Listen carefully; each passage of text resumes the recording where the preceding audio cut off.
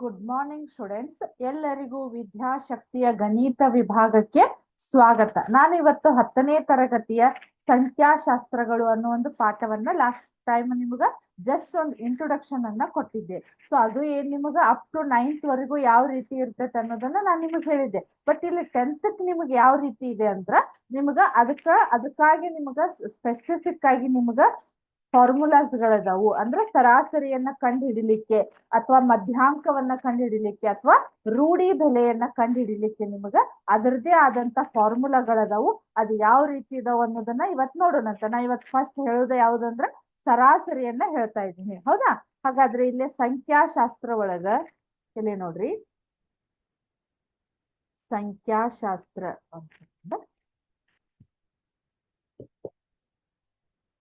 ಸಂಖ್ಯಾಶಾಸ್ತ್ರ ಸಂಖ್ಯಾಶಾಸ್ತ್ರ ಸಂಖ್ಯಾಶಾಸ್ತ್ರ ಹೌದಾ? ಇಲ್ಲಿ ಸಂಖ್ಯಾಶಾಸ್ತ್ರ ಒಳಗೆ ಏನಾಗಿದೆ ಅಂದ್ರೆ ನಾನು ಇವತ್ತು ಹೇಳೋದು ಯಾವ್ದಂದ್ರ ಸರಾಸರಿಯನ್ನ ಹೇಳ್ತಾ ಇದ್ದೀನಿ. ಸರಾಸರಿ ಅಂದ್ರ ಮೀನ್ ಅನ್ನೋದನ್ನ ನಾನು ಹೇಳ್ತಾ ಇದ್ದೀನಿ. ಅದ್ರ ಡೈರೆಕ್ಟ್ ನಾನು ನಿಮಗ ಅಭ್ಯಾಸಕ್ಕೆ ಹೋಗ್ತಾ ಇದ್ದೀನಿ. ಸ್ವಲ್ಪ ಒಂದ್ಸಲ ಕ್ವಶನ್ ಓದ್ತೇನೆ ನೋಡ್ರಿ.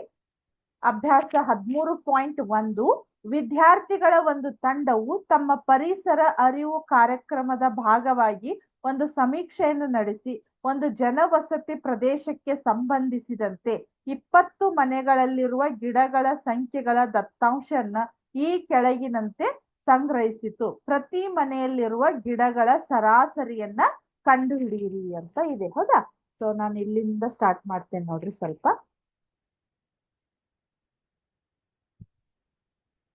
ಇದೇನಿದು? ಗಿಡಗಳ ಸಂಖ್ಯೆ. ಗಿಡಗಳ ಸಂಖ್ಯೆ ಹೌದಾ? ಅದರ ನೆಕ್ಸ್ಟ್ ಬರುವುದು ಯಾವ್ದಂದ್ರ ಮನೆಗಳ ಸಂಖ್ಯೆ. ಮನೆಗಳ ಸಂಖ್ಯೆ.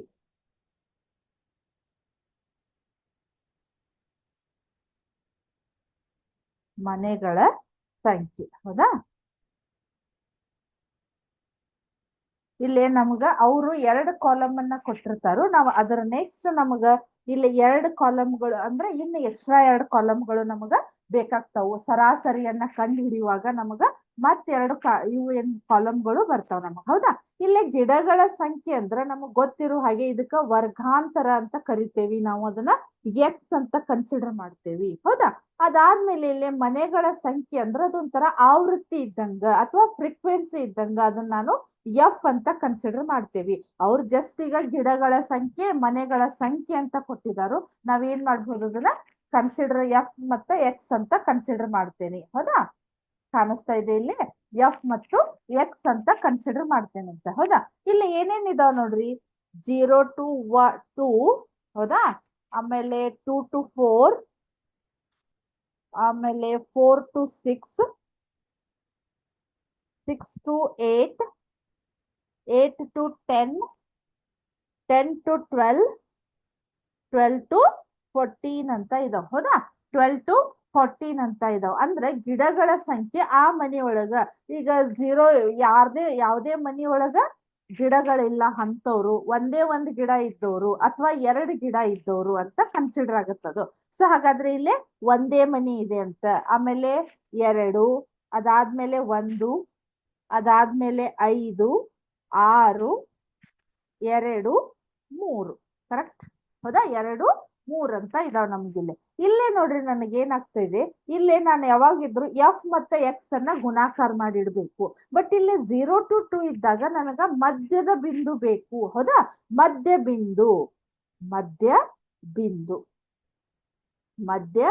ಬಿಂದು ಇದಕ್ಕೆ ನಾ ಮತ್ತೆ ಇದನ್ನ ಎಫ್ ಎಕ್ಸ್ ಅಂತ ಕನ್ಸಿಡರ್ ಮಾಡ್ತೇನೆ. ಎಫ್ ಎಕ್ಸ್ ಅಂತ ಕನ್ಸಿಡರ್ ಮಾಡ್ತೇನೆ.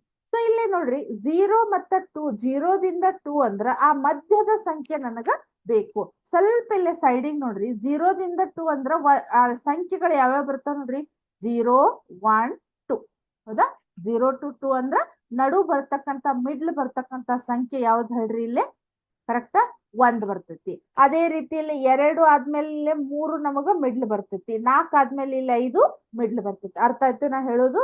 ಹಾಗಾದ್ರೆ ನಾನು ಇಲ್ಲಿ 1, 2 ಗೊತ್ತಾದ್ವು ಅಂದ್ರೆ ನಾವು ಈಸಿಲಿ ಮುಂದಿನೂ ಬರಿಬಹುದು. ಇಲ್ಲೇ ನೋಡ್ರಿ 0 ಮತ್ತ 2ರ ಮಿಡ್ಲ್ ಬರ್ತಕ್ಕಂತ ಸಂಖ್ಯೆ 1, 2 ಮತ್ತು 4 ನಡುವ 3, 4 ಮತ್ತು 6 ನಡುವ 5, ಹೌದಾ? 6 ಮತ್ತು 8 ನಡುವ ಬರ್ತಕ್ಕಂಥದ್ದು ಯಾವ್ದು ಹೇಳ್ರಿ? 7, ಹೌದಾ? ಇದು 9, ಇದು 11, ಇದೆಷ್ಟು? 13. ಕರೆಕ್ಟ್. ಈಗ ನೋಡ್ರಿ ಎಷ್ಟಾಯ್ತು ನೋಡ್ರಿ ಇಲ್ಲೇ, ಒಂದ್ ಸೆಕೆಂಡ್, ಇಲ್ಲೇ ನೋಡ್ರಿ 1 1 1. ಈಗ ಇದು ಎಕ್ಸ್ ಅಂತ ಮತ್ತು ನನಗೆ ಇಲ್ಲಿ ಇರ್ತಕ್ಕಂತ ಮಧ್ಯ ಬಿಂದುವನ್ನ ನಾನು ಕನ್ಸಿಡರ್ ಮಾಡೋದ್ರಿಂದ ಇದು ಮತ್ತು ನಮಗ ಎಕ್ಸ್ ಅಂತಾನೆ ಆಗ್ತೈತಿ. ಸೊ ಎಫ್ ಎಕ್ಸ್ ಅನ್ನ ನಾನು ಇಲ್ಲೇ ಗುಣಾಕಾರ ಮಾಡಿಡ್ಬೇಕು. 1 ಇಂಟು 1 ಎಷ್ಟಾಯ್ತು? 1, ಹೌದಾ? ಅದಾದ್ಮೇಲೆ 2 ಇಂಟು 3 6, ಇದು 5 ಇಂಟು 1 5, ಇದು 7 ಇಂಟು 5 35, ಆಮೇಲೆ 6 54, 11 2 22,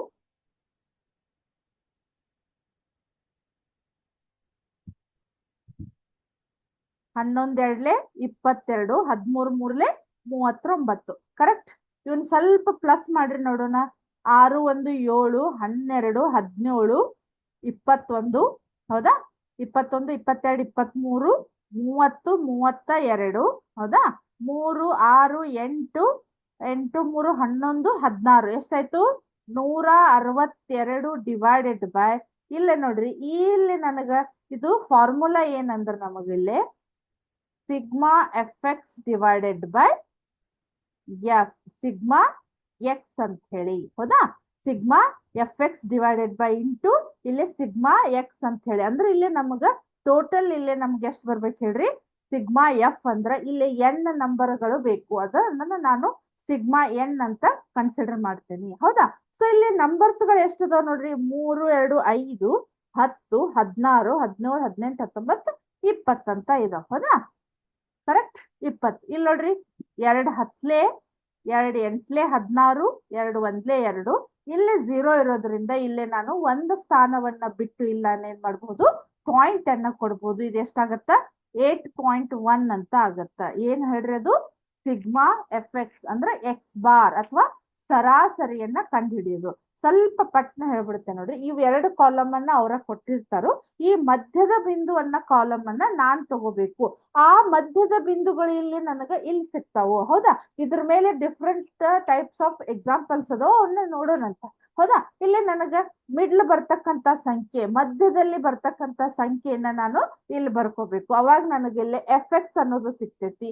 ಸೊ ಎಫ್ ಎಕ್ಸ್ ಅನ್ನ ಪ್ಲಸ್ ಮಾಡಿ ಇಲ್ಲೇ ಗುಣಾಕಾರ ಮಾಡಿ ಲಾಸ್ಟಿಗೆ ಪ್ಲಸ್ ಮಾಡಿ ಇಲ್ಲೇ ನಾನು ಸೂತ್ರದೊಳಗೆ ಹಾಕಿದ್ರೆ ನನಗ ಸರಾಸರಿ ಅನ್ನೋದು ನನಗ ಸಿಗ್ತೈತಿ. ಅರ್ಥ ಆಯ್ತಾ?